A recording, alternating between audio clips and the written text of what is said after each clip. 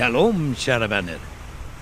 Med tanke på kvällens avsnitt om Filippus gärningar kommer här en liten hälsning från min tid vid Medelhavet på Rhodos och Sarilomano Taverna och min vän Kostas med många barn. Men det var inte honom jag skulle tala om utan min grekiske vän Filippos.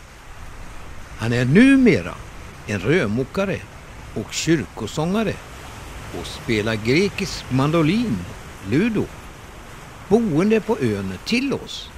2 timmars båtresa från Rhodos. En av de många varmhjärtade personer som jag mötte under min tid på ön. Förutom Paulus som bodde i min enkla boning i huvudet under många år. Där hade jag utsikt över de turkiska Taurusbergen som jag kunde se från mitt fönster där jag bodde i Koskino utanför Rhodos stad. Det var de bergen där Paulus vandrade till fots ibland nästan 100 mil.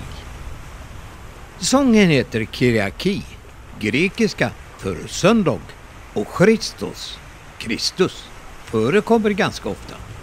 Och det är en a cappella-sång som vanligtvis förekommer i kyrkorna där han sjunger. Han brukar sjunga i kyrkan i Archangelos, ärkeänglarnas by, 3 mil söderut från Rhodos stad. Här kommer den. Συνεφιασμένη Κυριακή, μοιάζεις με την καρδιά μου που έχει πάντα συννεφιά, συννεφιά.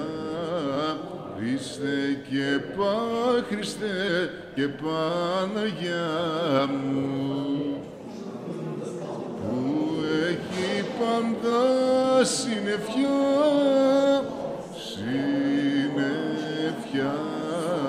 Χριστέ και Χριστέ και Παναγιά μου. Είσαι μια μέρα σαν κι αυτή που χάσα τη χαρά μου. Συνεφιαζεμένη Κυριακή, Κυριακή, ματώνει στην καρδιά μου. Συνεφιαζεμένη Κυριακή, Κυριακή, Χριστέ και Χριστέ και Παναγιά μου.